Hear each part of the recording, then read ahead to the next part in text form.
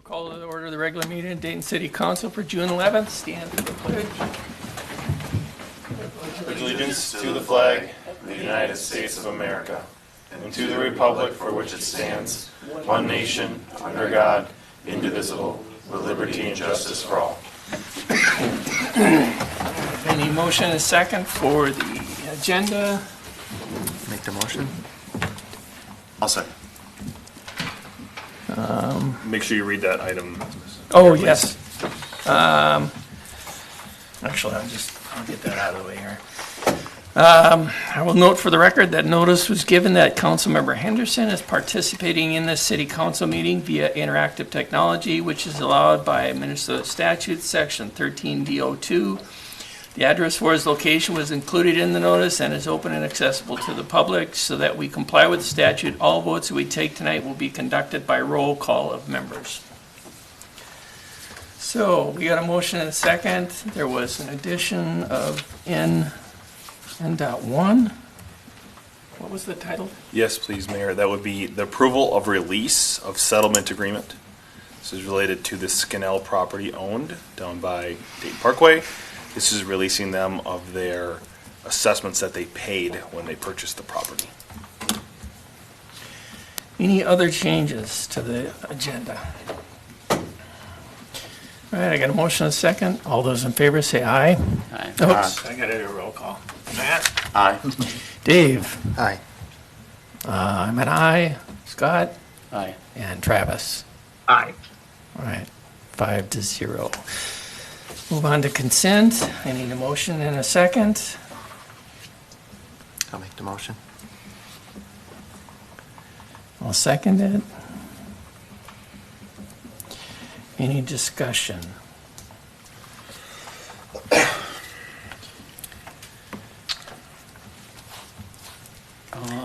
A question for Gary on Jay. If we sell that truck now, we don't use that truck at all? Currently, we're using that truck for response to extrication calls primarily only. So we are consolidating down to engine 21 to add, moving our equipment to that particular truck. And then the only other resource that offers currently for us is portable air, if you will, to fill our bottles in the field. Currently, we have the opportunity to still fill at Station 1. And then down the road, when we do go to spec engine 21 in 2026 for 2030 delivery, we'll add that back into that piece of apparatus at that time. So currently, for the most part, we're not utilizing that all that often. There's a fair amount of maintenance that needs to be done to it. And as I said in the council request, it was not put in the capital replacement schedule for whatever reason back in the day. And then one other side note to that, the 120 will go back into the capital plan, and then our intent from this bring to you at a future council meeting is purchasing a small SUV that's already in the capital plan currently, not a new addition, but already there. And then actually that will be removed because we'll use public safety dollars to purchase that, the one-time public safety dollars that we have. So that'll reduce our future request from the fire department to the capital plan. And this is not the engine that's sitting over in the yard at Public Works? No, this is the big box-looking truck that sits here next door. I'm not really sure what its intent. I've heard mixed things from the various people that have been here. They wish that it would have had water maybe when they purchased it back in '07, but primarily it's we can transport people in it, and it's a good blocking vehicle if we're on the freeway, but that's really about the extent of it at this time. Are we going to get rid of that other one that's just parked? Yep, we're working on that. We need to put that out. We're going to probably put that up for auction, or we might get McQueen to take it as well. I have a little leverage with them at the moment, so. It's just about scrap is all it is. Yeah, exactly, yep. I just didn't want to, all of a sudden, a year and a half from now, we're going to buy something to replace this thing if it gets us by for a little bit. But No, my intent Yeah. is no. And I said earlier, or 2 weeks ago in our Yep. meeting that from a large piece of apparatus moving forward with the approval of the tower aerial, we should be good for some period of time until 2026 when we come before you for replacement of engine 21.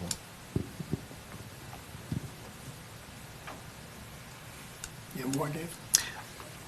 Just one that I wanted to ask about, and this is not questioning the expense, but professional services related to Elevate Hennepin in 2024. Does that expense belong to the EDA? That is correct. Okay. It is coded to the EDA fund in the council packet. That was direction from the EDA that we wanted to utilize the 2-year service agreement. Yep. And so that one needs to be approved still by the city, because the city is the holder of the monies for the EDA. Yep. I just wanted to make sure that, because I remember talking about it in the EDA Correct. after their presentation, and I thought that cost belonged there, so good. It does. All right, thank you. Thank you. Oh, and one other, on page 35, we have an expense to locality media, one-time fee and 4-month subscription for $6,465. It seemed like a pretty expensive subscription, or, I'm going to figure out what page 35 is in your packet, so. there's another page on it. If that helps you to. It's the second thing down that has. Okay, that is the fire department, so that is, Gary, is that your subscription for, what's the new program you just got? Echo, is that Echo Analytics? Which, I'm sorry, it's the, Locality media, one-time startup fee, 4-month subscription. oh, yes, Councilman Fischant, members of council, that is our new records management system. So we're moving that direction. I mentioned it a couple weeks ago. So $3,000 startup fee, and then the remaining of that is for September through December. Starting next year, the full year will be $10,500 for a records management system on an annual basis. Okay, thank you. That's all I had. You good? Anybody else? Okay, we got a motion second. To call a roll call. Matt? Yay. Dave? Aye. And I'm an aye. Dennis is an aye. Scott? Aye. Travis? Aye. All right, 5-0. Move on to open forum. Open forum, is anybody here for open forum? Anybody online for open forum? Are you here for open forum? Okay, There are no attendees online. okay, so you can close open forum. Staff consultant council updates. Zach?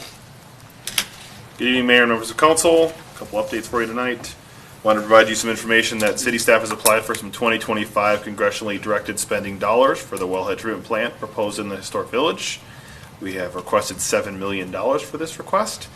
It has moved on from our first step and is now at the Federal Senate Appropriations Committee, so hopefully we can continue to move forward with that project. We had good luck at it last time. Let's hope we can have a second good luck. And we will keep everyone updated as we know more. And also the city blood drive is June 18th from 1:30 to 6:30. You can still sign up on the city's website if you'd like to give blood. Thank you very much. Good evening. Candidate filing was open May 21st through June 4th.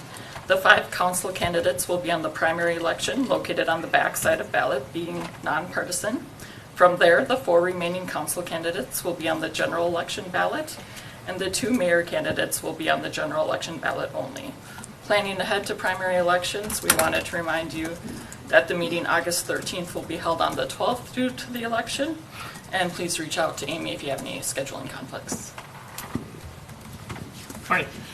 Just one thing, really. We did get awarded Hennepin County Youth Grant for the playground at Area 21. We did get $100,000 for that, which is the most we've ever got out of those people. I was going to talk about the wellhead treatment plant, but Zach beat me to it. Mayor's and member of council, next Thursday, 6/20, if you're interested, the Northwest Suburban Fire Academy is hosting their graduation over at the 21st Century Event Center in Rogers. It does start at 6 o'clock, so you're invited to come if you would. Please let Zach or I know so we can plan it in advance. Evening, Mayor, members of the council. Just one, everybody noticed that the project demonstration at the Dayton Elementary is still up. They're planning on keeping that through the summer and into the first 2 months of school. Once snow and it gets cold, it will be removed. So it's just an update. It was originally just going to stay in a couple weeks, but now they want to keep it through a couple months of the first next year's school. So, Any feedback on whether that's been a good thing or a bad thing? Or? feedback is it is helping quite a bit. A lot more people are actually stopping at the yield signs, and it is slowing traffic down during school hours. Stands out, yeah. Yep. It's not very noticeable. Bump out sidewalks in general tend to slow traffic down, so yeah, it's a good thing. John? This Thursday, there's an online workshop for Met Council population forecastings that the council's been invited to, so this is being organized by Metro Cities, I believe. So that's Thursday at 2:30. Jason? Scott? Zero. Travis? Nothing this week. I have a couple things. So, the Pioneer Parkway and Dallas Lane business, is there any plan on that yet, or? So we have put in the crosswalk ahead signs and the crosswalk signs there, and the crosswalks are painted there as well. So that's where we're at with that at the moment. Will they get one of those flashing crosswalky things? Or? What we're looking at is not putting a flashing crosswalk sign like you have here, but what we're going to do is put some signs up with LEDs around the outside that flash, so that so it highlights it more than having to have somebody press the button all the time. But they're always flashing? Yeah. Oh, all right. I guess Are they solar powered, so they're always flashing when it's Yeah. light out? Or they have a battery, so they're always flashing? They are solar powered, so it will have a battery that will get it through the night. By the way, that one by my house is still beeping. I know, we're looking into that. I've got a meeting It's like with a perpetual thing. with Rowdy and the installer coming up, I think next week or this weekend. I'm not sure what exactly is going on there. Yeah, but I mean, we'll it's still working. I can see Yeah. people hit the button, it still works. yeah, It's- it beeps all the time, so I'm not sure exactly what that is going to be, but we will. yeah, it I'll doesn't- get back to you on doesn't exactly bother what's me, going but on the guy there. in the corner, I gotta believe this. Does it keep you up at night? Not me. Because I'm far enough away, but the guy in the corner is right there, so. So I was in Stevens the other day, and those limestone blocks that we've had so much fun with, they're cracking. I saw that. And, so you did see that? I saw there was some minor cracking in there when I was in there about a month ago, I guess. So, yeah, one of them looks like it needs replacing, but what's odd is, it looks like about a third of them are cracked all the way around. And Okay. they're cracked almost as if that thing was assembled. So it's like an inch down from the cap, from the top, and it's all the way around. And I gotta believe water gets in there, and in a couple winters, they're gonna be shot. Okay. So we should probably chew on that before we buy more of those things. I agree. Let me take a look, see what's going on there. Take a look and take a look. We'll take a look and see. Okay, that's all I got. On the crosswalks, are we still in process of painting all the crosswalks in the city? I know the major ones seem to be getting got to so far, but are we still looking at painting all crosswalks in the city? I think that the majority on the parkways are being taken care of, and I think that's pretty much the ones that are on the side streets. We're not where you go from sidewalk to sidewalk. We're not going to be painting those. Okay. It's just the actual sidewalks where you got signage is what we're going to be doing. Okay. That follows the crosswalk policy. Yep. Passed. Just to mention that Councilman Lambert, Solonic, and I attended a ribbon cutting at Graco's new International Distribution Center last week.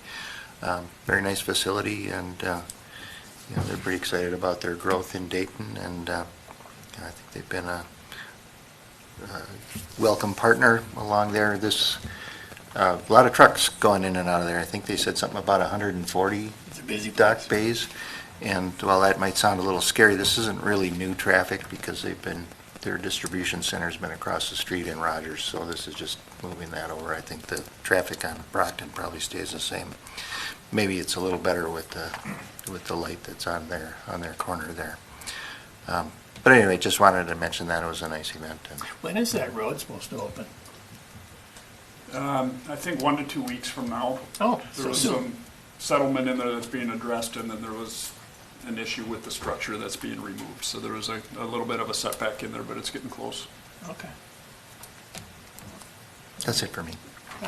Yeah, I just wanted to say, I got the opportunity to attend the fire burn that happened, is it 2 weekends ago, I think? So it's very educational, so that was, it's amazing to see the department in action and doing what they do. A lot of good things to come from that, Chief. It sounds like, I was talking to you afterwards, you've got some follow-ups for the team, so that's good. Congrats to Chief Inga and the department for their recent Defense Patriot Award. So congratulations on that. Congratulations. It was brought to me by someone in attendance, a citizen, that we do meeting notes. How much do we pay a year to have our meeting notes done? I don't know that answer off the top of my head. I can get it for you, but I do not know that off the top of my head. Have we looked at using, because we use Zoom, right? We use Zoom for all of our meetings. That's And the audio goes through Zoom, right? I believe so. Zoom has an AI add-on. Well, they'll automatically take notes of the meetings, so we don't need to maybe pay for that to get done. Just a thought. The only thing is I noticed those things, they get the words pretty good, Yeah, they're but they don't necessarily 90%. get the source. Who? Yeah. Yeah, the who, but still, I think we pay a good amount for minutes. We do Yeah. pay quite a bit for minutes. I don't remember And what I it don't- is, but essentially we have to pay per hour because they have to rewatch every meeting and then take notes for Yeah. it. Right. So, And the notes aren't very detailed. They're very like a 30-minute conversation, 2 sentences sometimes, which is, Correct. I get, is fine. Yeah. But I just think with the way things are going, we use it at work. So Grant doesn't say the who, but if you've got the recording there, someone could easily then just drop the who in on who's saying things, and that might speed up the process and save us some minutes. we could take a look and see how much we spend and see if it's a cost savings for us to either bring it in-house or do an EIA thing or something. Okay. Yeah. It was noted years ago when we had less staff of an issue that it would issue with timing and how much it took to do it. Now that we have a little additional staff and maybe some more Plus- resources, we can. Well, We're doing it for multiple meetings too. So correct. that's the other thing. Is like you That's could, correct. And they're now, they've always been recorded, but, or way back, but, I mean, now it's pretty easy to click to, especially, I just question the value of them. We have to legally take minutes. Yep. But they don't have to be, I don't think anywhere near as detailed as they are.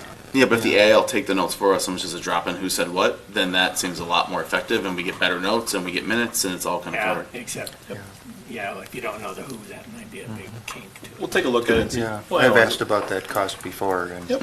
it didn't make sense to me until Yeah, we talked it's- about it and said, they have to listen to the whole meeting and then do their notes and then type it. And so it's pretty labor intensive, and if there's a way to automate that, that would be worth looking at. Yeah. Yeah, because like I said, we use that at work for all of our meetings. Instead of sending out meeting notes afterwards, we just use that, and then the project That one manager gives sends you it the out. who, because they can tell from the IP who's speaking, but these aren't so easy. Yeah. So maybe Chris has some ideas too. He's Yeah, pretty. we'll take a look and see. Okay. I'd be curious to know if they have, sorry, not to interrupt. No, you're good. I'd Go be ahead. curious to know if they plan to integrate AI as a part of the tooling. Maybe that's a discussion worth asking them if they plan to use AI in the future for, information gathering that they do. Could be. Yeah. And then the last thing is probably more fitting for the next meeting, but I don't know if I'll be at the next meeting, so I wanted to bring it up real quick. At the Planning Commission, there was a developer, Mark Jorgens, who I would say made representations of what the city council said. And I don't know how you guys feel about that, but I don't feel those words are representative of anything I've ever said. So I just want to call it out because I don't know if I'll be here, and I'm assuming I'm not alone in that boat. So I just because I'm not going to be here, I want to make sure it's noted that he does not represent us, nor do I think he's appropriately representing any conversation I've ever had with the man. So Yeah, that one kind of irritated me. yeah, so I knew I wouldn't be alone on that one. That's the last thing I had. All right, on to council business, item O.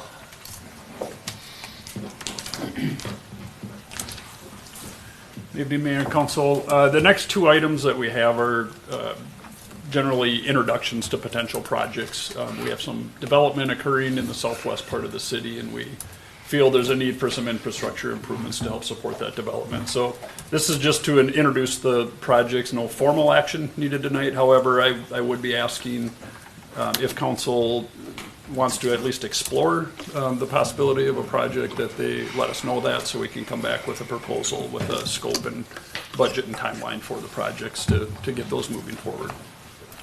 So the first one has to do with Territorial Road. So this is located generally between Dayton Parkway and Brockton Lane, as indicated on the drawing.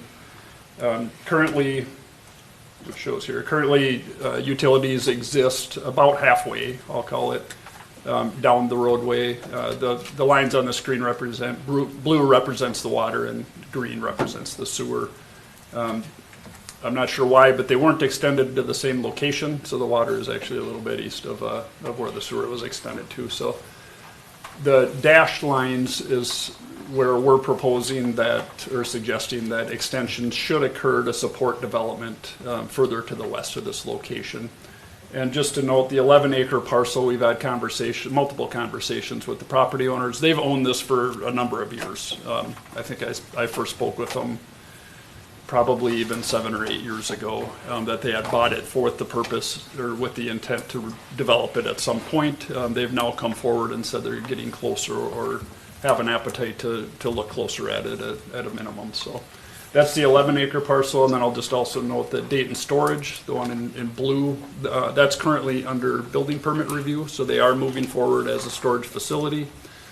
That one does not require sanitary facilities, so they don't need sewer on the site, and they don't necessarily need water supply to the site for at least recreation use, or for sanitation facilities or other, but they do need a fire suppression system, and I'll come back to that at the end of the presentation. But they do need water at the site. They're proposing currently to do that with a well, storage, and pumps to operate their system, and that will make sense on a later slide. But what we are looking at is the extensions as shown. So it would include the sewer and water extensions, again, to service that entire corridor. And because of the depth of the sewer and, to be honest, the road condition, the road would be fully reconstructed as part of the project, and then any stormwater improvements that are necessary to satisfy the rules with the road reconstruction would be completed as well. We have not run a detailed cost estimate on this, but we do expect it to be $2 million. It might even be a little bit higher depending on land acquisitions or stormwater requirements once we dig into it a little bit. And just on the screen, I've identified a handful of potential funding sources for the project. This could be done with special assessments, which the benefiting properties along the corridor could be assessed for the improvements. Direct developer contribution, which is often done as the developers enforced through the DA would contribute funds to the projects. Tax increment financing has been discussed. Not in any great detail related to this. We did learn that the storage facility is not eligible to generate TIF dollars. So that one would be out of the consideration. But the 11-acre parcel, assuming it was distribution or warehouse or office or other, that would have some ability for TIF if that were to be considered. And then, of course, the local funding through the city. And then I will just also note that this route is on the state aid system. So MnDOT state aid dollars could be used towards this if needed. I will also state that we are still in deficit in that account because of an advance that was done for Pineview. We're almost back to a positive balance. In fact, January of next year, we should go positive again. And then that fund will begin to increase again. But may or may not be a reasonable one for this project, but available if needed. The special assessments would be under that 429. Yes. What, could you ballpark what that would cost us to produce? To go through that process? Yeah. It does add a lot of steps. I mean, it's mixed throughout the whole project, so it's, to be honest, I mean, a 429 process is really a legal process. So it's the legalities of holding the public hearings and giving the appropriate notices out. It does require a formal feasibility study that has to be adopted. So it's as much additional timeline as it is costs, but there's certainly costs with it. But isn't it better for allocation. Rather than, I mean, the direct developer contribution, how would we come up with that? So that would be negotiated through development. So that would be, and I'll maybe put it this way, the direct developer contribution is easier, if you will, because it's a direct Yep. But negotiation somehow we'd with have to them and bond this enforced. up front, right? We'd have to bond it up front before development would happen. Most likely. And so now we're kind of on the hook, whereas with the 429, You'd probably still have not- to bond, but you're at least recouping through guaranteed we're guaranteed. funding. So, yeah, the direct, and it varies project to project. This one, the single 11-acre development probably can't handle the whole cost. It's not a big enough project. Yeah. That together with others probably could, but those others aren't happening right now. So if others were to join in and look at projects, that could change it, but And how serious is the 11-acre piece? it sounds like they want to go. I mean, they're talking about 2025, but I will note they don't have a user. They don't even know the product. So Okay. they did share, I think just on a screen share, to be honest. I don't think we even have it. If I'm not mistaken, I think it was like 3 smaller buildings, like office, warehouse, combination on it, but not nothing. I think it was 3 30,000 square foot buildings. Does it, I don't know. Does that sound right? That sounds pretty close. So it's you know, it's a meaningful project. I mean, they have a lot of usable space on the property. So And what's the time frame to do this project? depends on the process, but I would say probably earliest would be a spring construction, No, 2024. like as far as take 3-4 months to get it done, or? Yeah, and if it's special assessments, it could take longer because we probably will not get assessment waivers, contestment waivers. So probably we'd have to go through all the public hearing processes, which would stretch that out. Probably, it may be still realistic to have a spring or summer 24, or sorry, 25 construction. What I'm getting at is it doesn't really pay to do it if there's time to do it in 25. Well, if we wait until 25 to start, we won't be building it in 25. Maybe in the fall. Okay. When's They the don't- storage facility plan on breaking ground? I think they were shooting for, well, it's soon. I think they were. This year, yeah. This July year? or August, I think. July or August. I think So how- August. Because they had to Would do be that, big. yeah, but they had to do a standalone Yeah. fire sprinkler system, Yeah. which has got some real cost to it. Yes, it does. And would we still require that, or would there, I mean, the building's gonna be there before the So, water yeah. will. So they need that for occupancy. They would have to have their fire suppression and their storage and supply in place. I'll jump ahead here. This will help a little bit. Okay. This is basically the same slide. We are suggesting that this should at least be considered. And then we've already started the discussion on the potential funding sources. The main one we really need right now is yes or no to special assessments, because that will change how we propose the project. If you don't want to look at special assessments, makes it very easy. If you think they might be there, we have to add some things in there. Have we talked to the storage facility to see, hey, it costs $10,000, I'm gonna pick bad numbers, but $10,000 for us to build our own water system. Yep. It's gonna cost $10,000 or $12,000 to pull the water up. We'd rather just pull the water up and be done with it. And We the could, water's yeah. not under the road, right? It's next to the road, I believe. It's under, but we can go next to it. Okay. So we'd have to connect under, but we can run it. I'll come back to that. Okay. I have the next slide on that. Okay, I'm getting ahead. Never mind. Keep going. I have one both are other right question on though. Yeah, you're right on them. So- Yeah, I just put these out of order maybe. I assume this road was evaluated as part of our pavement condition study, and it Shoot, couldn't and I have, looked this couldn't up have when I- done very well. Here it comes. No, I Right. didn't. I looked it up when I wrote the memo. I apparently didn't include it in the memo. It was very low. I Yeah. don't remember what the number was. I want to say it was even in the like 20s. What's like the 28. year? What year do they have it being replaced? Yeah, that's Well, what we- I'm trying to get to. Yeah, right? Yeah, we forced this one because we knew this was coming. Oh. So I don't know when it would have been slated for, to be honest. So we forced this into the system because we knew development was likely to occur. So we kind of said target this one, and I don't remember what year we assigned. Just like but we I- targeted Thicket Hills in 152nd, 'cause we knew they were Exactly. happening. Yeah, and 113th off of Fernbrook, we did the same thing because we knew that would be completed. So, so I don't know when it would have popped up, but it did score very, very low. I apologize. As soon as he started asking that, I can picture looking at it, but I can't remember what the number number was, other than it was very low. So,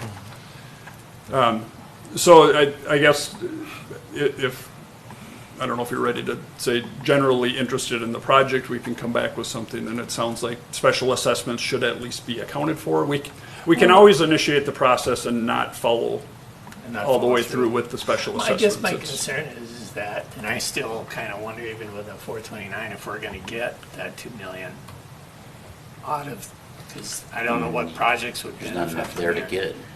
I just wonder if there's enough to. Yeah, with sewer and water, you usually can assess maybe even all, I'll say, because the cost is what it is. And you either have it or you don't. Yeah. So it's a switch. So it costs this much to get it to your property, therefore that is its value. So they're usually easier to justify. Street improvements, not quite as much, because you can get to your property on a crappy road, sorry. So you're- A less improved road versus a brand new road. They're both gonna service your property. So that one's a little bit tougher to show the true benefit of it. So there might be some road, some supplementation or some. But in some form, we're planning to replace that road Yes. anyway. Yep. It's in need of improvements, for sure. So there's going to be I road did check the costs. plan, Oh. so it's either, if you do the $1.5 million one, it's 2026 was planned.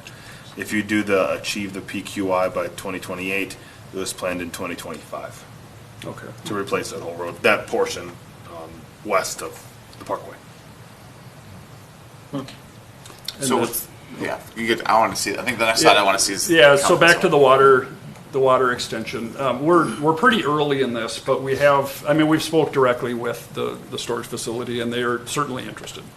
It's a substantial cost for their fire suppression, or I should say, supply and storage system. It's a 36,000 gallon tank that goes underground. There's a bunch of structural improvements, not to mention the well itself. So they have significant costs in it. We've thrown out the idea, hey, what if we construct the part in red this year, so you can take your occupancy of your building, and that cost becomes yours more or less, or at least cost share at a minimum. They're definitely interested in exploring that.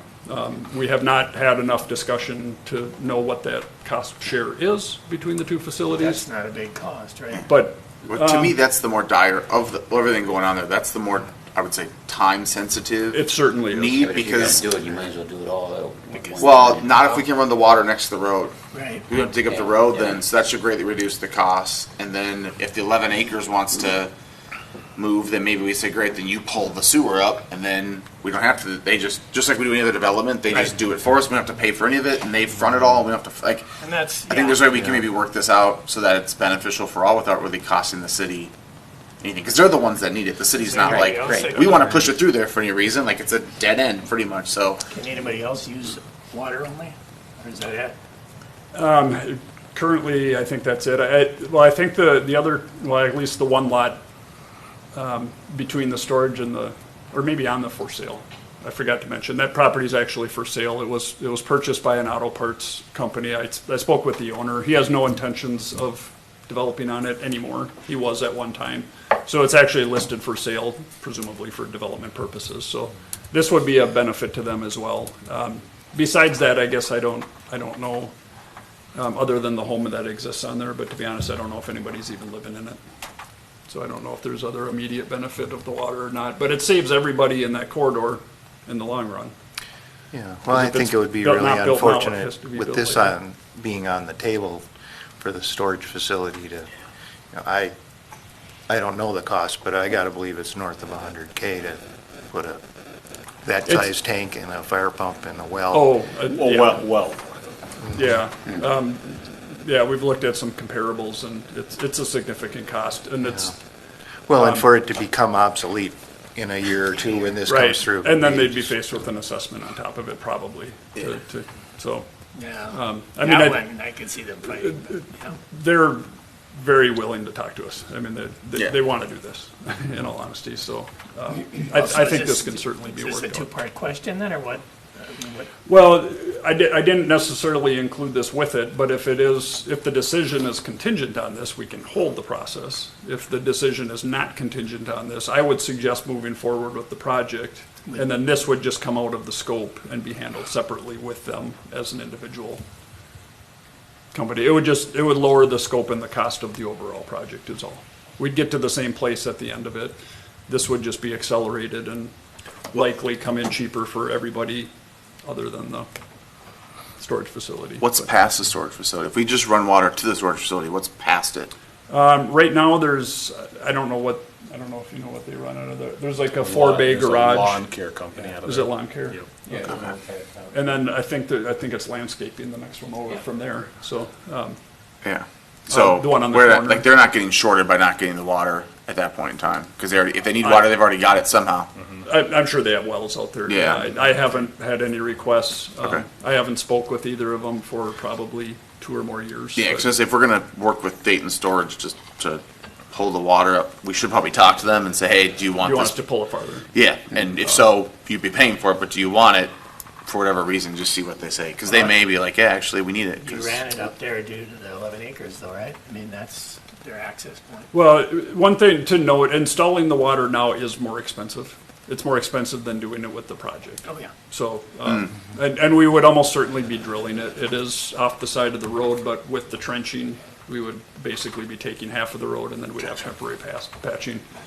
But the city wouldn't see even, I mean, there's no way we would participate in anything higher than what it would cost the cheap way. So there'd be, because all of the benefit for the acceleration is to the business, so. I And mean, that Odessa would kinda doesn't be our need any cap. of it, right? I'm sorry? Odessa doesn't need any of it? No, they have both Yeah. right now, yeah. Got it. So again, it's not a formal decision, but if council is interested in the project, I mean, we can put together, we'll try to refine costs a little bit, get a realistic timeline and just kind of lay it out and the process that would be involved for the development of the project. I guess my only concern is, like I said, that we can actually recoup the bulk of that. I don't want to go with a TIF. No. Yeah, 3 and No 4 I tip. don't like for Okay. this, personally. Yeah, or 5. I mean, we're already kind of. Oh, 5, yeah, 'cause that comes out of- Five's Yeah, already I read that as acre. like, I read that differently. Yeah, 3, 4, But- 5, I'm not. If we're pretty sure of 2 that we can get allocations correct and recoup the same thing we get on a 429, then I'm fine with that. I'm a little bit leery of, assuming these will get into DAs and they'll get signed, but, Sure. so what? So it sounds overall like the Sounds council like wants to we'll- move forward with both. We'll put together a proposal and bring it It's to worth probably looking a at, yeah. July meeting, Yeah, if it's that works. Yeah. Okay. The storage guy, I mean, whatever it's gonna cost him to put his own deal in, if he kicks that in, and it's gonna cost him anyway, so. Yeah, yeah, and we'll certainly continue those discussions. We've had a couple of them over the last couple of weeks, so we'll continue those for sure. Okay. Item P, Dayton Parkway intersections. So this very similar, even very close proximity for that matter, situation. So the intersections being discussed are the 2 circled here. I'm sure council is aware of this for just the broad overview. The interchange was constructed, it was opened late 2021. With the construction, the intersection of Brockton Lane, which is on the far left of the screen, as well as the 2 entrance-exit ramps. And then, well, those 3 were signalized with the project, and then 81 was already signalized. So those 4 intersections are signalized. The 2 that are circled were not signalized at the time of the project, but fully expected that they would need control added in the future as additional development occurs. The one on the west, as you can see, there is nobody currently served by it, but it is anticipated, as you'll see on the next slide, to be utilized for the development of that area. Similarly, the other one between 81 and the park and the interchange is it services Semstone and King Solutions and those. I should have just gone to this slide. So that shows all of the development that's in some phase right now. Dayton Creek is under final plat. Dayton Parkway is doing an EAW right now. Quick Trip is in process of site approvals. Opus, same thing. They're working towards approvals. So quite a few users that would heavily rely on these intersections. we thought this might be an opportune time to install these. We have done a traffic study, just as a reminder, for the one to the west, and basically showing that any development that occurs there will need a signal, otherwise it'll be very, very difficult to utilize or get access to the Parkway during peak hours. The numbers on the screen are the daily counts, the most recent that we had. One is 2022, one is 2023. I'll be honest, I can't remember which is which, but either way, pretty significant use on there already, and that's only expected to increase as development occurs along the corridor and extends. When we had our intersection conversation about intersections in Dayton, we talked a lot about lights versus roundabouts.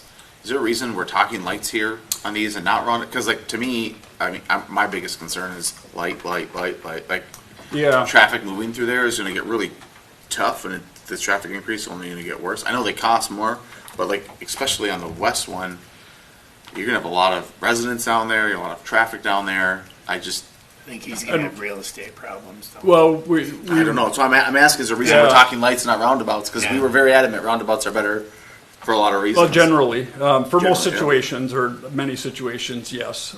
This one, to be honest, I mean, it was designed this way. When the design was done for the Parkway, it was all set up for this. Doesn't necessarily rule roundabouts out. Okay. We'd be tearing out fairly new road to put back roundabouts. Maybe still the answer. I think it'd be a challenge at the Territorial, just because of the proximity of the connections I there. agree. We'd have to look closer. Plus, the land there would be possibly a little bit tougher to coordinate. The other one, it's probably more doable because it's less disruptive to existing traffic as well.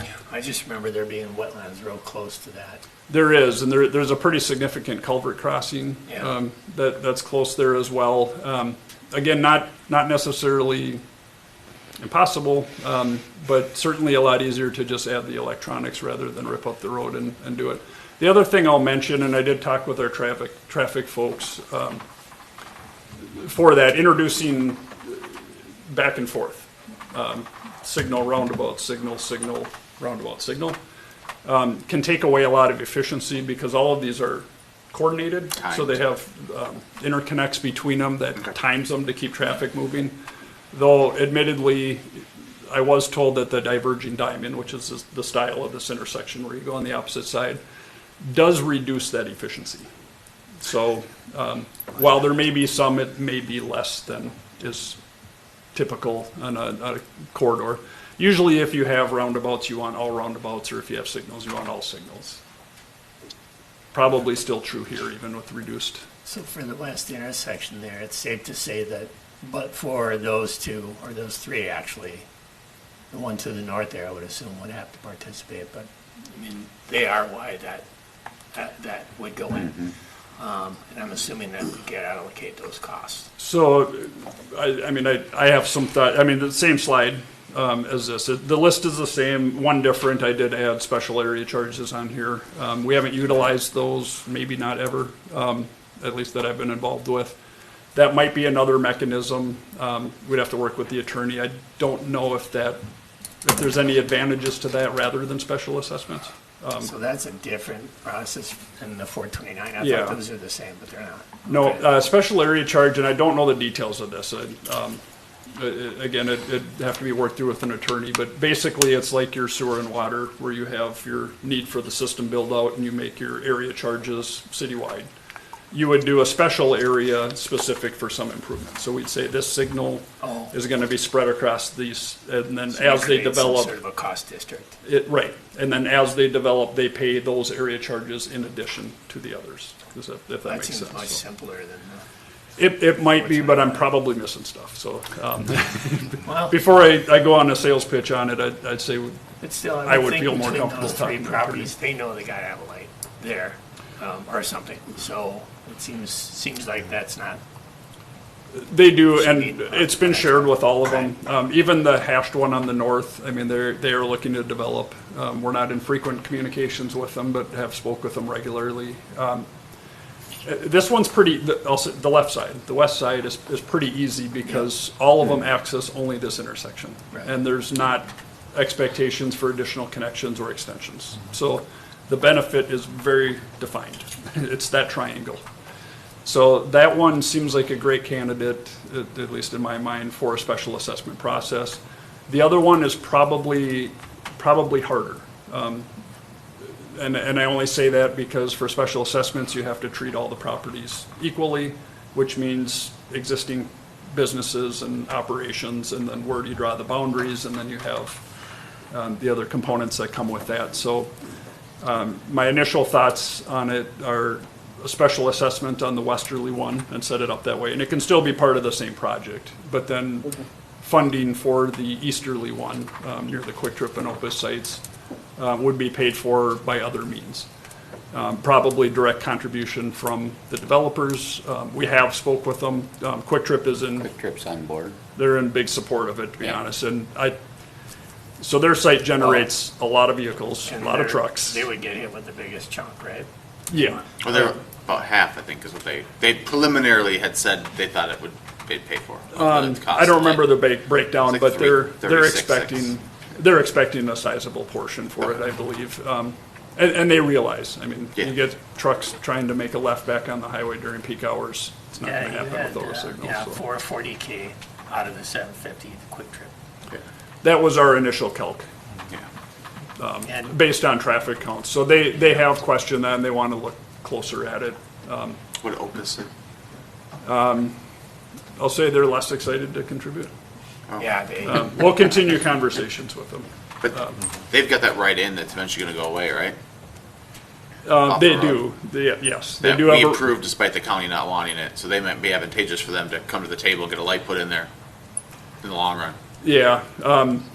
They have a lot less vehicles too. I mean, at least on, they don't have Fair. a user yet, so that's maybe not fair to say, but based on expected use, they would generate a lot less traffic than Quick Trip, but. When you say the lights would be coordinated if they were lights, is it, are you talking about those 4 lights, or are you also talking about 81? Potentially all of them, including 81. There are limitations and it gets complicated the more intersections and other timings you're trying to coordinate. So being 81, at least today, is the dominant route. I think that will change over time. The signaling might be more difficult with 81. I'm just kind of. 81 might drive the other ones, right? It might. So the coordination between Brockton and 81 might trump, if you will, Yeah. the coordination with 81 and Dayton Parkway. Again, it gets very complicated very fast, so I'm not going to pretend to know all the ins and outs of how those will coordinate, but they do time the signals such that they can keep the traffic moving for longer periods, and it doesn't create the stop go And they'll condition. work together?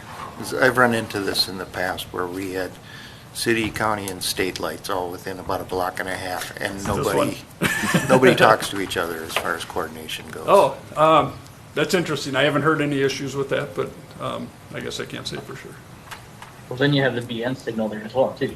You'd have to coordinate with that, because that way, that would have to cut off traffic at some point, you would think. Railroad crossing? Say that one more for time, the- Travis. Yeah, the river crossing. Those do tie into the lights, but I don't think they're on an ongoing situation. I think there's only, I don't know, Zach, if you remember, I think it's 1 to 2 trains a week on that one. It's very low. Yes, yep, that's right. So to be honest, I don't think I've ever seen a train on there. I know it happens, but I saw my first one in 20 Oh, years. of course. Yeah, earlier last week, so. but it's it's not a heavily traffic, but yeah, there would be coordination between that as well. So what are you looking for from us? The same thing, if there's interest in moving forward, we'd come back with an engineering proposal I think so. to consider these lights. So it'd be a refined cost estimate, again, a schedule, and then maybe a funding scenario. We can even outline in there. I expect special assessments should at least be considered at this time, so we'll Yeah. incorporate that Well, into our. are you including the large area? When you say special special area. Well, the process will be the same, even though Okay, yeah. the process is the same, even if it's only for the one, so. So in this case, we'll- 1, 2, and 3 we'd be looking at. We will only look at special assessments for the west half, not the Yeah. east one. The one in the triangle, not the other one, for special Yeah, assessments. the Quick Trip one's pretty much already handled. Oh, it is. Yeah. Well, To an extent, I mean, Yep. you're gonna go to A large Opus and you're chunk gonna of go, it is, yeah. a large chunk of it's already taken care of, Yeah. 75% of it. And we for can sure. talk to our existing businesses too if they want to. If they see a need for it, they may pitch it to someone to be able to say. They want it there too, because It's sometimes, it's gotta be hard to take a left out of there at times. Yeah. It's gotta be. We can, I mean, we don't have to rule it in or out at this time, Right. special assessments. There might be other ways we can get creative to, And even if we, the rest, I mean, we are putting a lot of residents through there, and I get that, but I suspect yeah, I'm okay with both. okay. All right, so we'll come back with proposals for both of those at a future meeting. So, thank you. Would it be advantageous for us to look at the intersection of Territorial and Brockton at the same time, or at least include it with the traffic changes that are, with the user changes that are possibly coming up, and with just these ones in general that might direct some people to take Territorial to maybe as a roundabout way to get to 94? I was looking at this earlier, I was just trying to think what other things could possibly happen if this was a roundabout or a light. Is it easier for people to go through the light to try to take a left at Brockton and Territorial to try and get on 94 West that way if there's something that happens? I'm just trying to think is that the next intersection that we might have to look at when you take care of these lighted intersections here? Potentially, Territorial, which side of 94? Are you talking the Dayton? This would be The north side? Okay. Yeah, the Dayton portion. It's not, you can't see it on Yeah, this there's a map. jog in Territorial, so it's off the screen, but at the top Yep. of that triangle, there's Territorial West through Rogers. Mm-hmm. Yeah, that intersection will certainly need to be looked at in the future. I expect once further development occurs on Territorial and starts driving those trips up, and to be honest, if the road's improved, it might make it more attractive for cut-through traffic or others to utilize it. Well, I that's would why I think- bring it up now, because you got water, sewer, and then you're talking about doing a road too, and I'm like, well, might as well put this on the list as well too, because It could be evaluated. It's probably not going to meet warrant, until a development occurs in addition. I would expect the majority of the traffic's going to continue on 81 to Dayton Parkway. okay, I just want to But- bring it up. Yep. Okay. On to, that was the Q. Dayton Parkway alignment. It's a fun one. So this one, there's no action. Yeah, you better give it, so this background is coming for informational purposes only, Mayor and Council, so that we can continue to move forward. This was brought up with the master plan discussion about 2.5 months ago or a month and a half ago, and we want to make sure that all the past details were, so we provided the resident expert who has all the past details, so. So I dug through a lot of old emails and things. I didn't get into a ton of detail, but I have quite a few slides, quite a few pictures, just to kind of show some of the steps related to this have been taken over time. So I'll try to keep moving through them, so we don't get too hung up on things. But if there is questions, by all means, we can go through them as they come. So this is the latest aerial of the area with Dayton Parkway as constructed. So this is what exists today, and specifically what we're looking at is the alignment of the extension between 81 and 117th. And to be honest, this is being assembled because the question has come up of how did we get here? How was that alignment selected? There's also been discussions of potential what should be done different or redone, if anything, for that alignment. So just put together some of the history on it. So I'll just kind of go through some of the milestones that have happened over the last number of years. So it kind of all started with I shouldn't say that because I don't know what the 2020 plan says, but the 2030 comprehensive plan, which would have been approved, I presume, in 2010 or sometime frame around that, is what's shown on the right side of the screen, which shows the general alignment of the interchange, or where the interchange would be, general location of the interchange, and then the alignment of Dayton Parkway as it continues north, and then as shown here, north and then east. Just to note, this was generated from a study that was done, as referenced, the Northwest Hennepin County I-94 sub-area transportation study. So that was literally pasted into your 2030 comp plan and utilized for your transportation system. So that's the starting point. In 2016, I wasn't involved with I was around when this was finalized, but I don't know what drove this or initiated it, so I don't have the history on it. I presume it was to look at something other than the X, if you will, or look at some alignment that creates a stronger north-south connection with the Parkway. So what's on the screen now is the SketchUp, if you will, of what the road configuration could look like. There was some analysis behind this as far as capacities and traffic distribution. With it, not necessarily important for this discussion, this alignment did function. This was an amendment then, right? It was not incorporated in the overall plan. This was a Right. standalone transportation plan update. It is posted on the website. Yeah, and at that time, I think this is the one that was focused on. So the 2021, by the way, had Brockton as the interchange. Oh, sure. And it Okay. swoops down across to, yeah, That would make sense, because I know that, yeah, I knew that was considered at one time. yeah. Yeah, I think this one was probably heavily considered, because this is what your land use plan seemed to be based off of. Yep. So then in 2019, I don't know if it was initiated earlier, I think it was probably initiated in 19, maybe late 18. SRF was retained to do a corridor study, which would look at what should the alignment of this roadway be. So, and here we go back, and I haven't got to do this for a while, so there was conversations on should it be an X, the road cross, or an H, the roads go north-south with straight east-west connectors, as shown on the screen. So that was kind of the starting point. The one on the left, option A, aligns with the 2030 comp plan. Option B on the right aligns with the 2016 transportation plan update. So this was again, the starting point and looking for refinement and trying to decide, all right, which one's better, if you will. And just to note, this draft, the report, I couldn't find a final report. I don't know if it was ever finalized. I did find a draft report, which was the last communication I had on it. So it looked like June 2019. This was presented to council back in April of 2019. So these are the drawings that came out of the study. Again, a little bit more refined, still high level. I mean, we're talking pretty large expanses here, but again, it's the X shown on the left, and just ignoring the initial part of where everybody's attention is, where the cubes sits.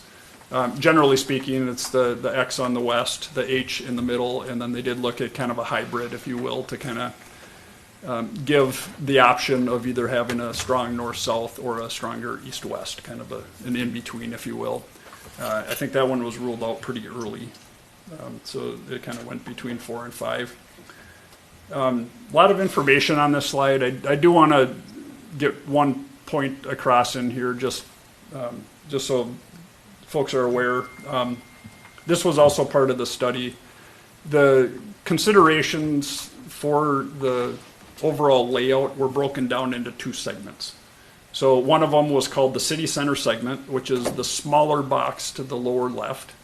And the other one was called the north segment, which is the larger box to the upper right, or the northeast. That star that's located in each of the drawings is the common point. So all I really want to come across onto this is that those 2 are independent. So you can move any of those small boxes and align with any of the large boxes, meaning you can start the alignment between 81 and the star and still achieve the X or the H or the hybrid, or vice versa. Does that make sense? I just want that to, just that Yeah, it does. there's not a correlation. I know at the between- time, it was kind of advertised as not that, where you had to have, so for Oh. example, when you had the X, you did have to go north through 117 to make that X. It Oh. wasn't advertised that way. This is Okay. also the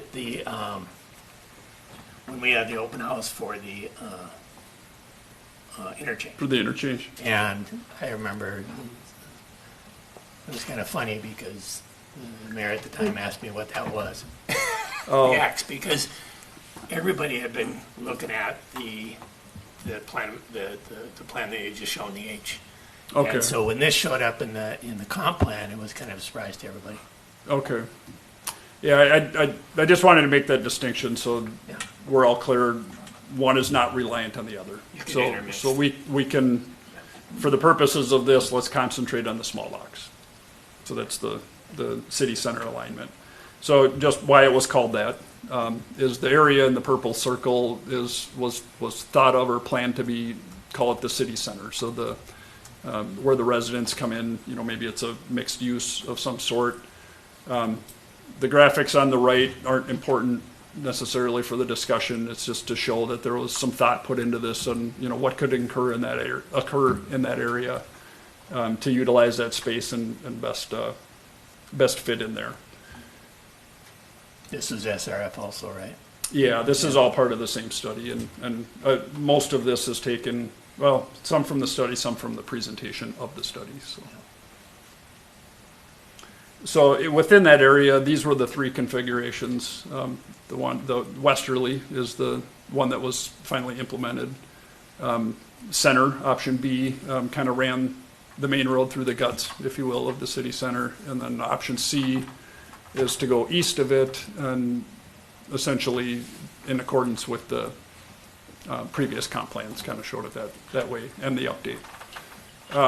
Just one note from my memory, and it kind of comes through on a future slide. Part of the discussions on this were,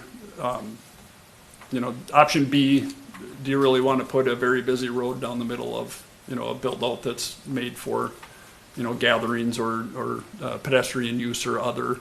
I think that was ruled out pretty fast too, so then it kind of went to the other two options of the west or the east.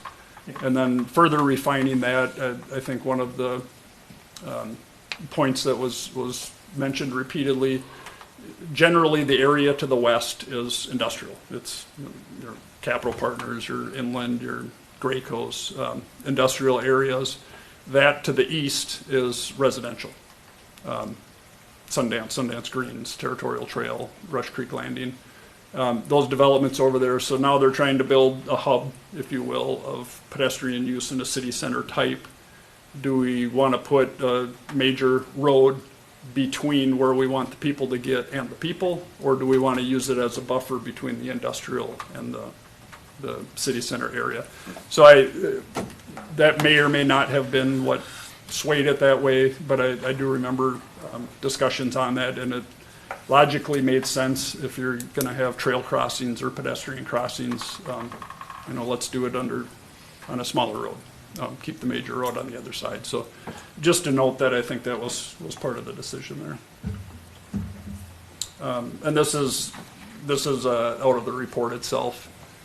Just the evaluation seemed pretty clear that the westerly, I don't know why they're A, B, and C, and then 1, 2, and 3 in the table, but they're at least consistent with the direction. So west came up with a favorable valuation, if you will, in all of these categories. Again, the points I mentioned, the land use compatibility and the local access being the ones I had mentioned. Excuse me. And additionally, as you can see, the center option, the east option have more new roads, if you will. So this utilized some of the same roads a little more efficiently. So that's what drove to the 2040 comp plan, was to utilize that westerly alignment. And then the X and the H, I remember this pretty distinctly, is that all the experts, they got to the end of it and they said, we did all of our analysis and we said which one's best, and they all said it doesn't matter. They both work just fine. So it ended up the X. I won't say who was the deciding vote because I don't remember. I don't know if I ever knew. It kind of seemed like a coin toss at that point, to be honest, that either one of them worked and this is what was selected. So just going steps forward, I just kind of wanted to show some options. I mean, there's been discussions of should it be realigned, should something be redone? So I just put together some kind of crude graphics on here to kind of go through some of the potential scenarios. So again, existing configuration as it sits today is shown here. So the build out as planned would be the extension as shown in blue. In the interim, until that leg is constructed, 117th to East French Lake Road would be used for that access. And I'll just point out that the ultimate could be constructed east of East French Lake Road, and this could just be utilized as, if for some reason the east side of French Lake Road decided to develop prior to the area shown in the triangle or the wedge, if you will. So that would be the interim solution. The realignment, to be consistent with the 2016 update, would look something like this, which is what is shown in the 2016 update. So it'd be removing down to, maybe you'd be able to salvage the roundabout, I'm not sure. We'd have to look closer to stay south of the wetland and get through there. But either way, it wouldn't be much, if any, farther north of the roundabout. So that would be directed somewhat, at least somewhat like shown. The reason for the arches is because if you run the Parkway as shown, you now have a six-legged intersection, which tend to not function well. So just removing enough road and realigning those to create sufficient spacing between those intersections, it may look something like what is shown. Do you have an estimated cost or something like that? I don't. Very expensive. I assume I mean, it would be tens of millions. It's Plus, the right-of-way would be. Yeah. the right-of-way would be a lot of property. I mean, we're going through DDL, which they're looking to develop, but they did just finish their EAW, not showing a road through the middle of it, so Yeah.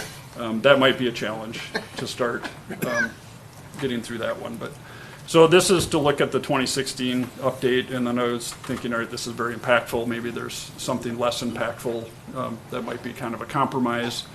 So just sketch this out. Again, this is just me drawing with the sophisticated Microsoft tools. So, you know, maybe just the northerly portion is removed, and it's, you know, the more tighter turns, if you will, but maybe utilize some of the existing corridor and less disruptive.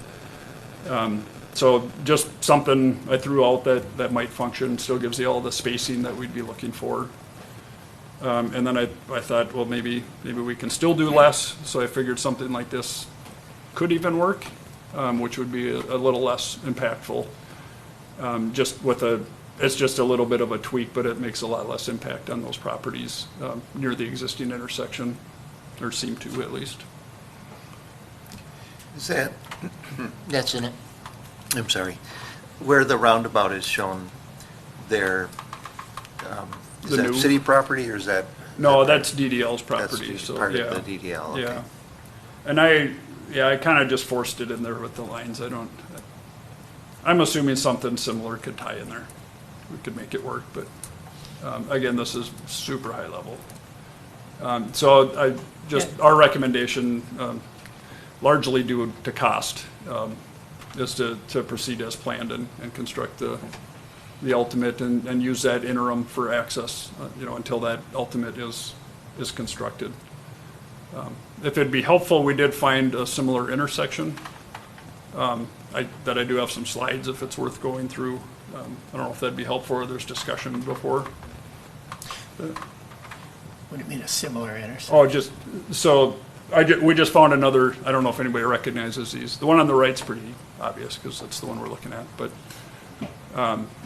just finding some historical photos here, I thought might be helpful just for getting a visual on what we're talking here. I don't know if anybody recognizes the one on the left yet. It's from 2006. But two areas, you'll probably get it on this one. There's a road constructed up to the main road, which did not continue through.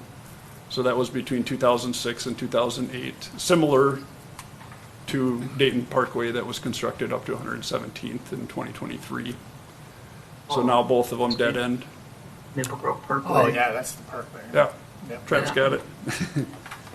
So both of them have the plans to continue in the future.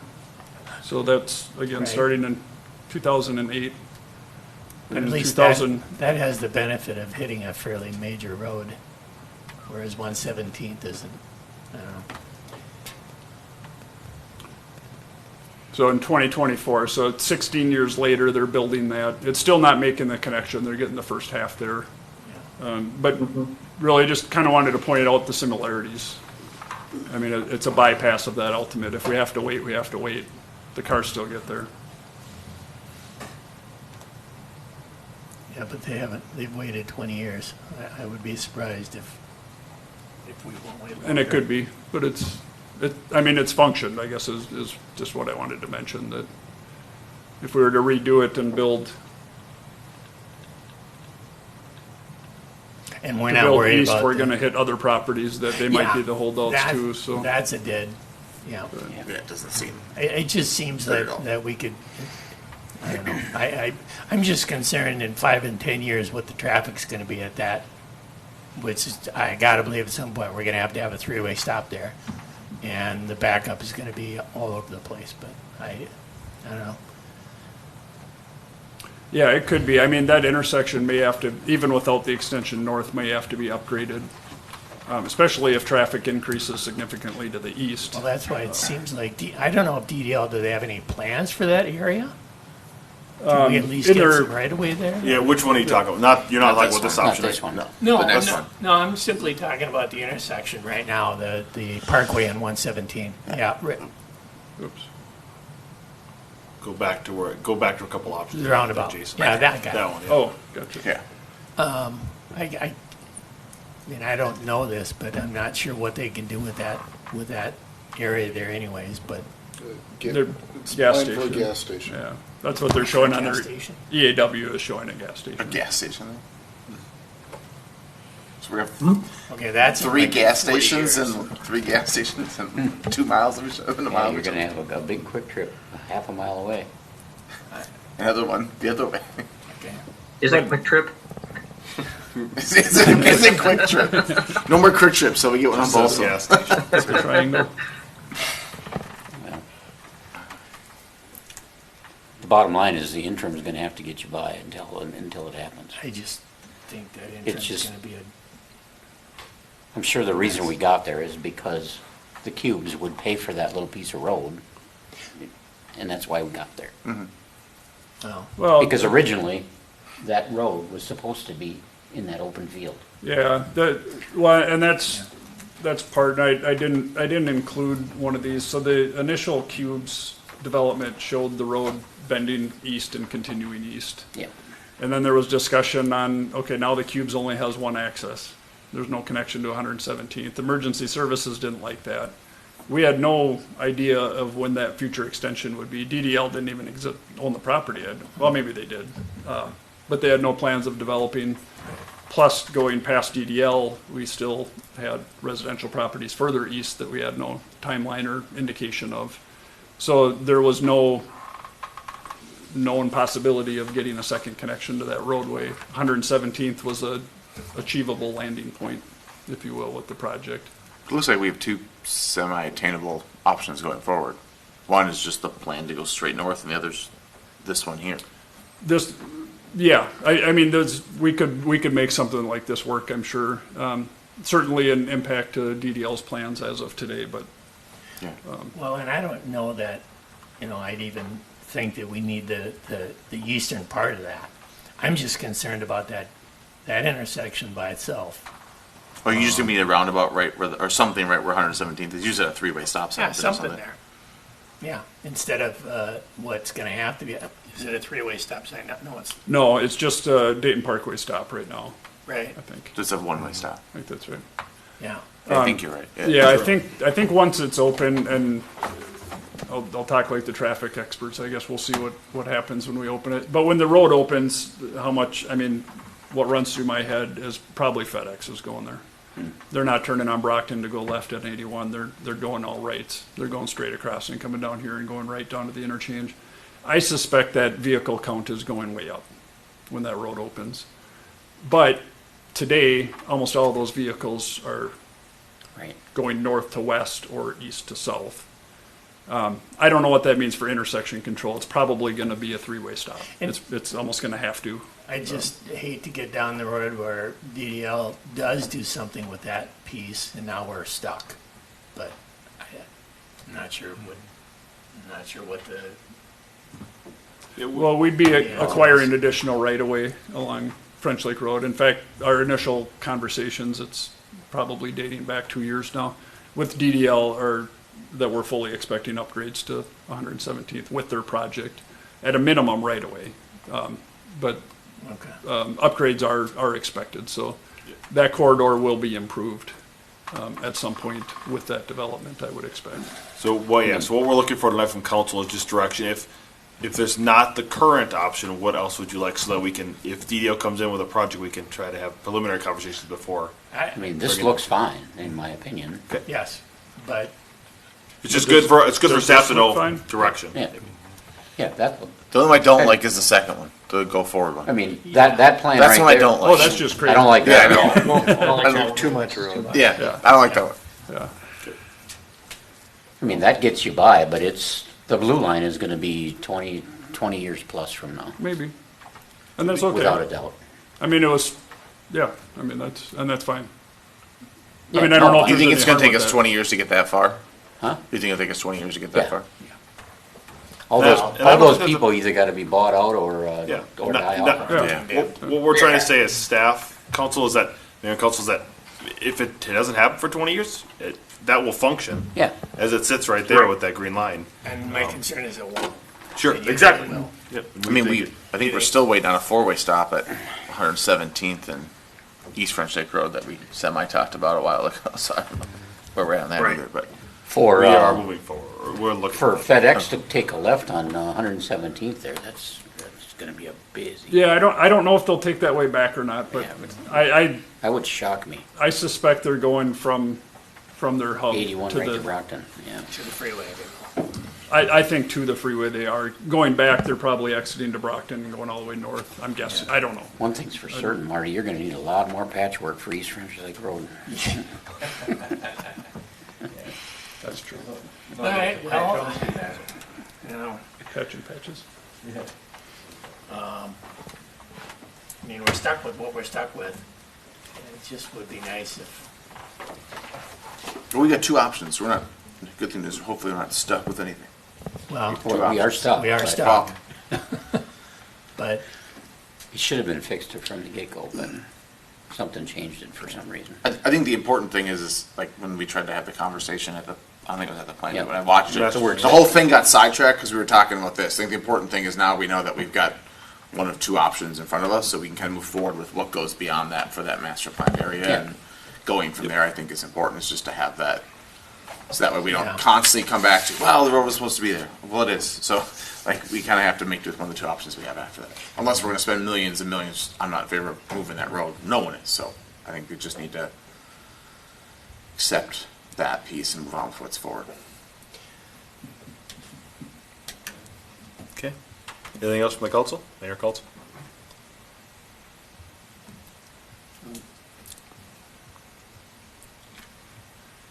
We will proceed. We're fine. Yep, we'll proceed. Thank you. all right. Q on to item R.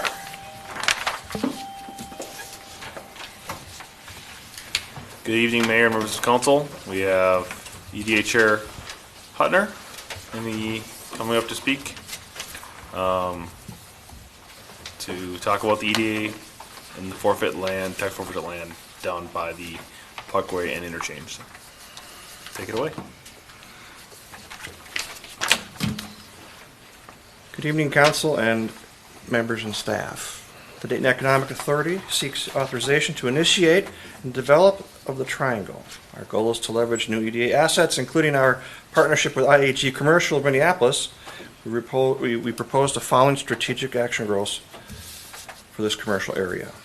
1, relaxation of the height requirements. By adjusting the current height restrictions, we can attract significant office complexes and medical offices, greatly enhancing this area's commercial appeal. 2, strategic negotiation with Hennepin County, effectively negotiating a purchase price is crucial. The development of promises to generate substantial tax revenue, alleviating tax burden from the Dayton residents and homeowners, and positioning Dayton as an attractive destination for major businesses. Conversation with Peter DeMuth has expressed a strong support for exploring and modifying the building height CUP limits. Should you authorize the EDA to proceed, we will move forward within the CUP and planning requirements and return with the detailed funding options. Cooperation of the Maine Council is crucial to responsible commercial growth of Dayton's future. Please note, we will not discuss any purchase price tonight. I would request a closed session to address financial strategies off camera. Thank you for your consideration. I know the height requirements has come up in the past. They're 55 feet. I think it's 50, I believe. We relaxed it a couple, I want to say 2 years ago, but you remember that? I believe it's 50. It's 50? Yeah, Oh. we and went gave- above that for the one building. Yeah. So It's come up a 53, couple times, yeah. and we've given, I don't know how we gave them, I don't think is it a variance or? Yes, it was a variance. And I don't know. This was for Elro, so they had some Yeah. special equipment that Yep. they just needed a little bit more height clearance. I don't It know. was also for Capital Partners Building. We did it through a PUD, which is how we got the roadway of 121st Avenue constructed through a PUD. So I guess I don't, I personally, I could care less how big, those buildings are down there. I don't know where the 50 came from. I know that we did bump it because I thought, was it Graco was previously running up against? Anyways, bottom line is, I don't know if the 50 is a magic number or if that's a, I don't know if that's a, how much of a hindrance that is, but Well, isn't the question here really around not necessarily warehouse kind of buildings? I mean, I think we did talk about going up because of bay height and cranes and things that were sort of driving a need for some additional feet, but I think this is really on the idea of multi-story buildings that could go well beyond that. Beyond that number, and we wouldn't allow that today. That's what I was thinking as well.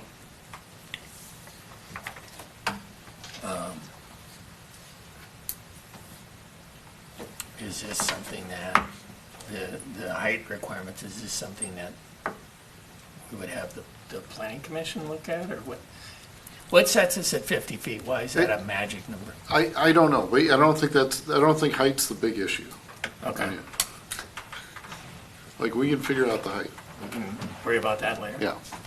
I would say Okay. if the EDA thinks the height's restricting businesses from coming here, I would recommend that they talk about it at an EDA meeting, vote on it, and then maybe push the planning commission to make a change after that. If that's a separate issue, that the EDA could then push to the planning commission, that would then come to us. I do believe we've done that. There's been discussion at the EDA. There hasn't been, I would say, clear direction of what number, because we have to put a number in there. I don't know if there's been a number we've decided on, but Yeah. we can mostly look at that as planning department. I guess to me, it'd be best if we, did kind of do what John said, is worry about it later. Because personally, I can't imagine we're going to have an issue with that. If somehow that's a hindrance, that we can fix that. Yeah, you'd be able to cross that bridge with a PUD. Seems like, yeah. My other concern is that right now, I'm sorry, Dennis, I can't hear you. so my other concern is right now, where are we at with getting the EDA's founding documents cleaned up? Is that still in Amy's hands? or- Yes, so Mayor Okay. Gonzalez in Amy's hands, and it would have been on the the agenda tonight had she been here. She's not able to make this meeting, so which is why I got pushed to the 25th of July. Or Okay. June, sorry, 25th of June. Okay, Yep. but she's got it kind of lined up. She what is, we as far need as I'm aware, yes. And have the bylaws reflect. So they changes. will need to be direction from council Okay. of what you'd like to do, specific to the EDA and the Just direction. needs to be fixed is all. Right, Yeah. right. Yeah, it just seems like a step that we need to take. I'm fine with the EDA running with this. It just seems like that step needs to be cleaned up, because right now, it sounds like, It seems like we're legally in kind of murky water doing any new transactions or signing contracts through the EDA if we have not cleaned up the bylaws and the other pieces that sounded like they were missing from 15 and 17 in terms of correct authorization. Sure. Yeah, but I think that before anything happens, all of that can be handled, correct? Yeah, I think I mean, so. we can get that done in the next I- meeting or two. if we want to talk about a direction, I personally am fine with this. I think our EDA should be doing EDA things. I'm all for that. It's just, I want to make sure that it's cleaned up before any action occurs. But, you know, maybe there's some head start.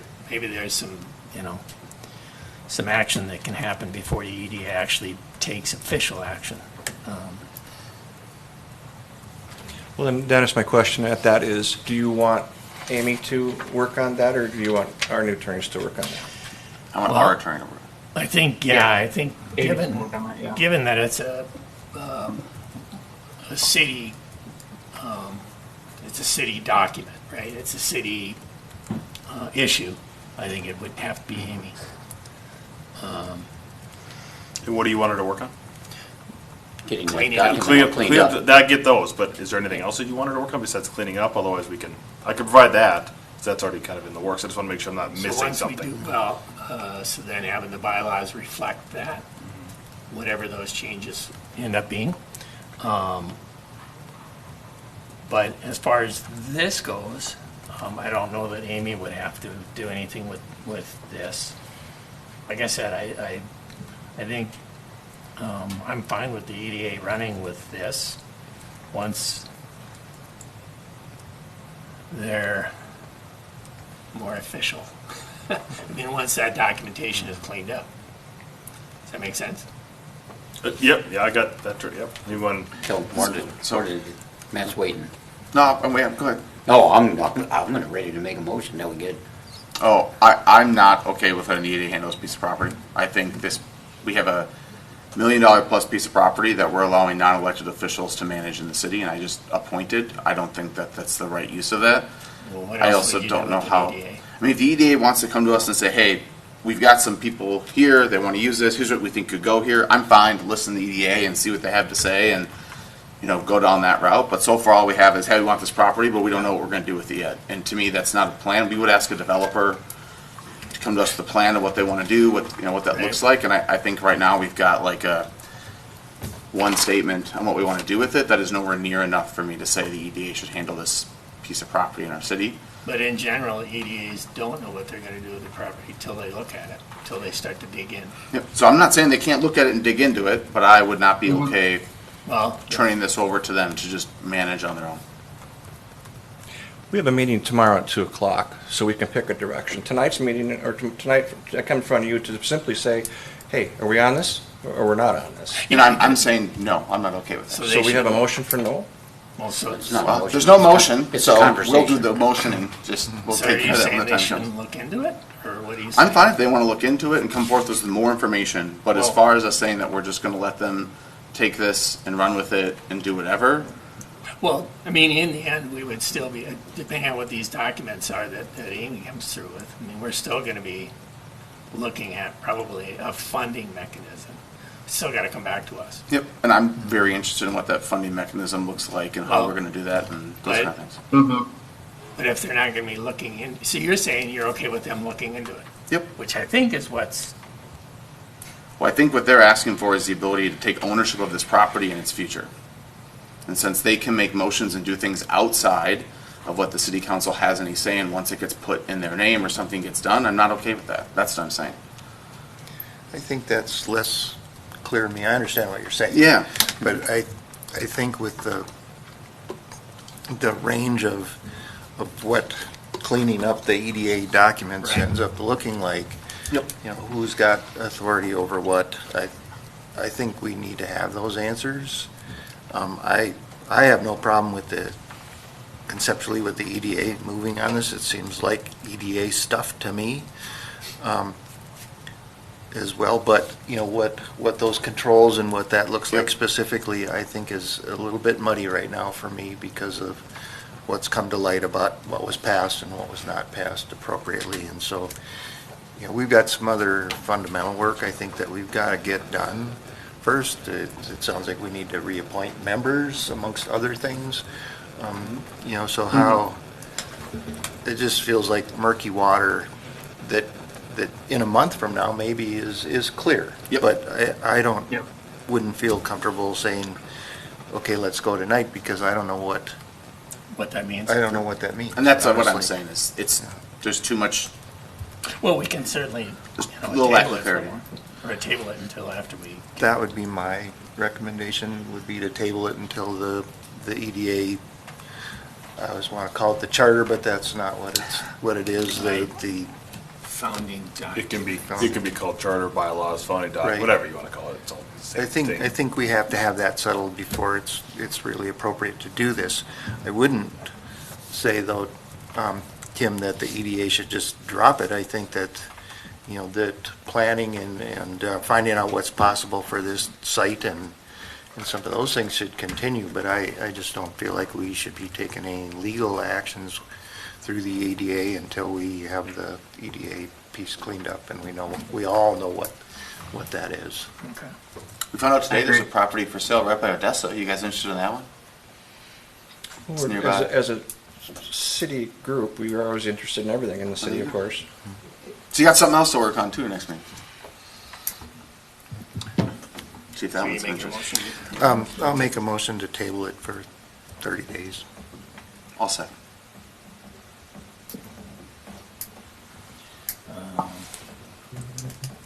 Okay, any discussion on that? As it Listen, sits we can today, get it all there's cleaned nothing up. that prevents the EDA from bringing forth the project if they have a interested party. I mean, the city ultimately has the rights to the property, right? There's nothing that says if the EDA had a project moving forward that they say, hey, we want to use this property. What I'm saying is, basically, they don't have to purchase the property now to start a project. They could easily have somebody in the works and saying there's interest here, and the EDA would like to, move within the functions of it, right? I mean, it just seems silly to me that we would sell a piece of property to the EDA or have the EDA function over it if it's already city's property at the end. I mean, I'm just saying they don't have to own it in order for a project to start. I can see a project and then we can sell it for that project is what I'm kind of trying to get at. It just seems like we're kind of putting a cart before the horse on this one. So you're saying you don't want to execute the actual financials of it until we know we've got something lined up, so we're not sitting on the property for a while? I mean, the fire department put together a pretty good presentation on what they would do with it. It would kind of think the EDA would have something that they would come forward with too, as far as here's what you see this being used as. The only issue I see there is you're not going to hire a broker for a piece of property that you don't know if you're even going to be able to sell. Yep, exactly. No, I think there needs to be kind of a package with that, but I feel like that's a bit further away. My concern is around and I'll just use this as the example, we tell the broker, the EDA tells the broker to go ahead and start negotiating with the county over price, and something about that ends up being contested.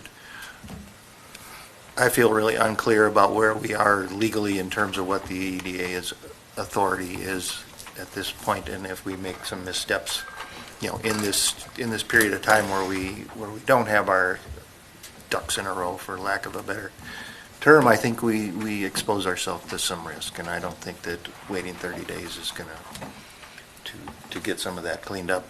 It also seems like we, amongst the five of us, have some different views on what the EDA ultimately should look like, and so I think we've got to get on the same page around that, or at least land it, and before we would move forward. So we need to get that done. Yep. But I think this is the wrong time to move ahead full speed with this. Okay, any more discussion? Got a motion and a second. We'll poll. Matt? Aye to table it. Aye to table it. Dave? Aye. Aye. And Scott? I'll table it for 30 days. Travis? Let's get it done though. Aye, table, yes. Yeah, I agree. Okay, so it's 5-0 to table it for 30 Thank you. days. And so it sounds like Amy's got stuff. She is working, yes. Amy is working on things right now. Like I said, the plan is going to be the next meeting. If she was to make it here, she would have been here tonight. Okay. Item S. Evening, Mayor, members of the City Council. I'm here for approval for Police Department Employee Retention Incentive. The Police Department currently employs 16 staff members.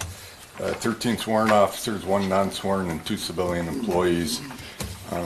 In recent histories, probably since 2020, we've noticed a mass exit of law enforcement personnel throughout Minnesota and through the nation. And unfortunately, city, state, and federal government has had to start looking at retention of law enforcement officers and the police department staff. I'm proposing a total of $77,500 as a retention incentive to be distributed to all employees. Those with, most of our department is under 10 years of service at the Dayton Police Department. We have a couple over 25 years of service in the police department. And then our civilian employees, we have 1 non-sworn under 10, 1 civilian under 10, and 1 civilian over 25 years of service. Each employee with under 10 years of service would receive $5,000. Administration staff under 10 years would receive half of that. And then anybody with the non-sworn would receive under the 10-year mark would receive $5,000. This is not a budgetary item. This will come out of the one fund dollars from the public safety funds for the total of $77,500. What do we have available for those public safety funds? I think for the police department, $175,000 is still available. And there isn't any language in the contract today in terms of that kind of retention bonus for at set intervals, 10 years, 20 years? No. Nothing today, just wages and Correct. increases that are associated with that. Correct. And the contract's kind of quiet about bonuses. We didn't have to run through the union as it's not a union negotiation. It's a city benefit. No, I know that. So. Teamsters won't let you do this, so I'm just wondering. We have not heard anything from any of Okay. the union. Are we trading another use for those public safety dollars? Currently, we are not. The Okay. public safety dollars were mostly meant for retention and recruitment, Oh. along with wellness programs. They did allow for some equipment purchases, but it's very limited on what you can purchase for equipment. Is it tied to the wellness factor, or is Yeah. it? Okay, yeah. My biggest question on this, and I don't know how you handle it, I'm fully supportive of the program, but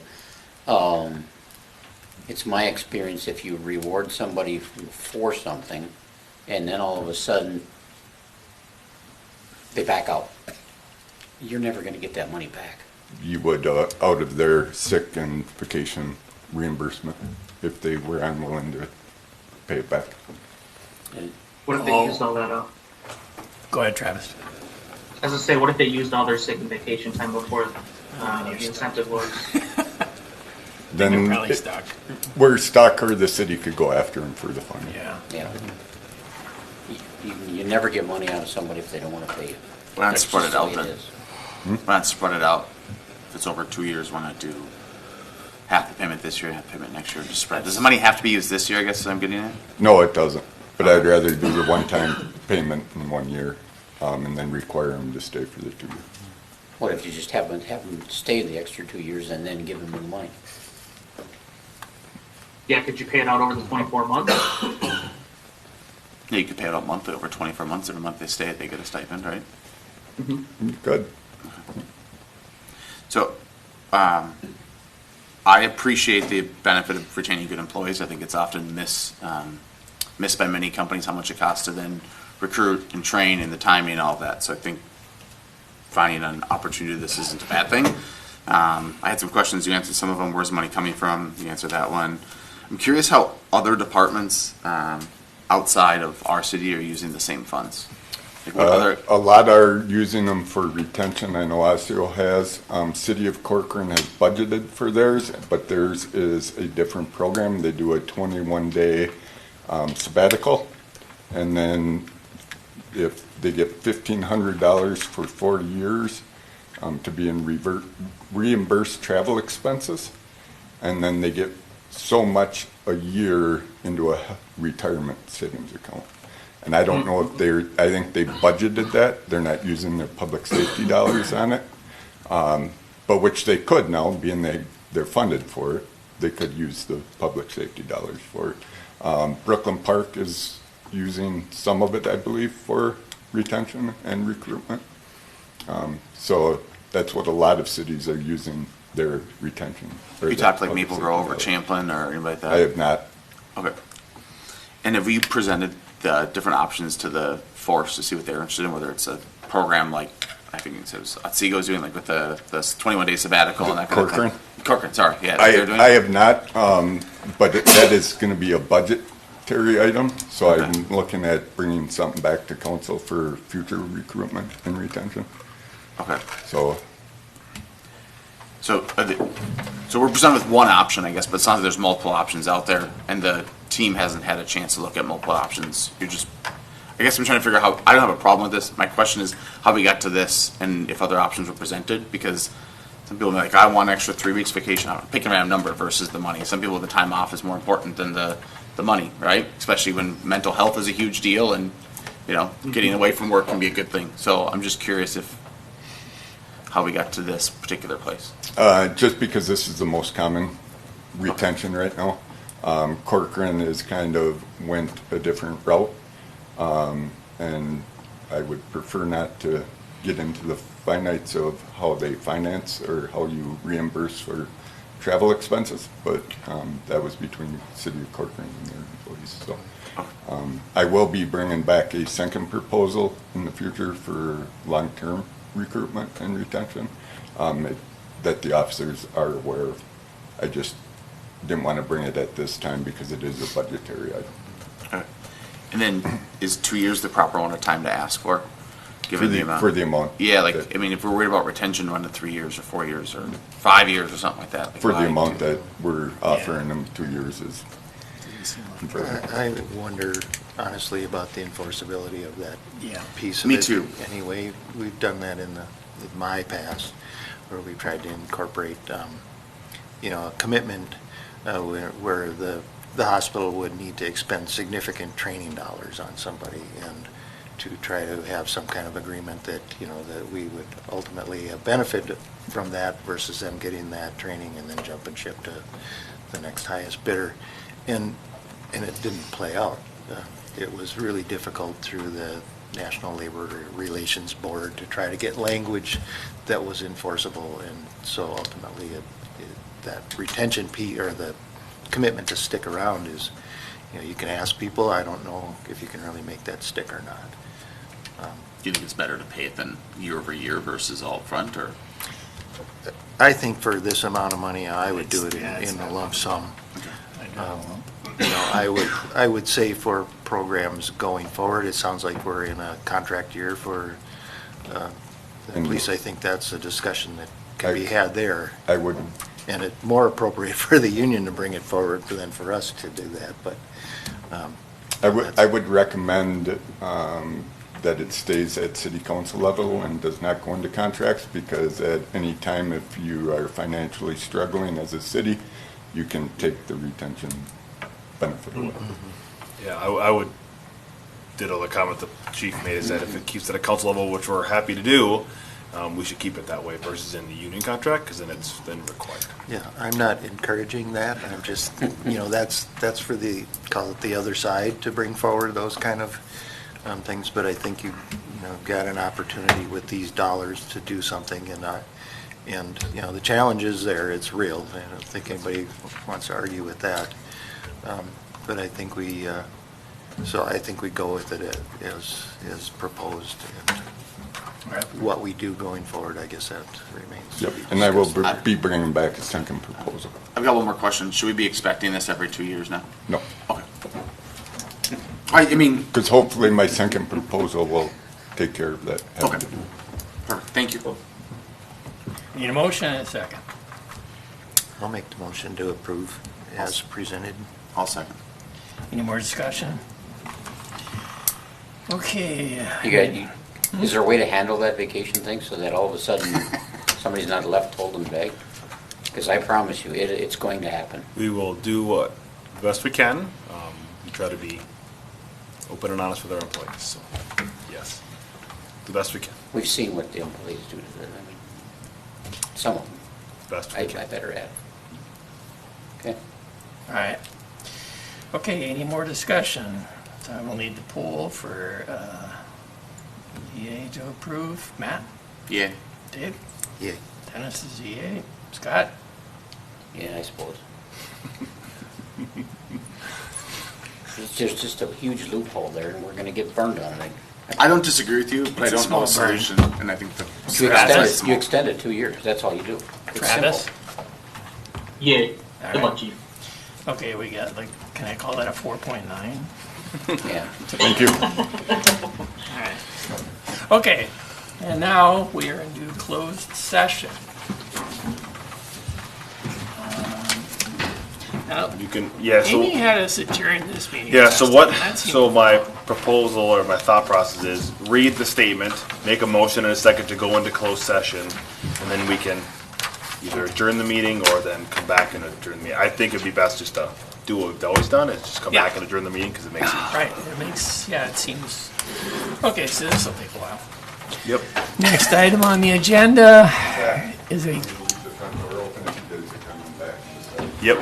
is a closed session that will allow the city council to receive legal advice related to the city's appeal of a public employment employee retirement association or para determination awarding continued health insurance to a former employee. Open meeting law, Minnesota statute, section 13D05, subdivision 3B states that the city council may close a meeting pursuant to the attorney-client privilege. During the closed meeting, the city council will meet with its attorney to discuss the strengths and weaknesses of the party's position and discuss litigation strategy. There is a need for absolute confidentiality because the city's position would be compromised if such discussions took place in public and could be overheard by the former employee or his attorney. Accordingly, pursuant to the law I've cited, I will hereby entertain a motion that this meeting be closed pursuant to the attorney-client privilege. I'll make a motion. I'll second. Matt, any discussion on that? We'll need to poll, so Aye. Matt's an aye, Dave, Aye. and Dennis is an aye, Scott, and Travis. Aye. All right, 5-0, we will go into closed meeting. Give us 1 minute, Mayor, it'll be good.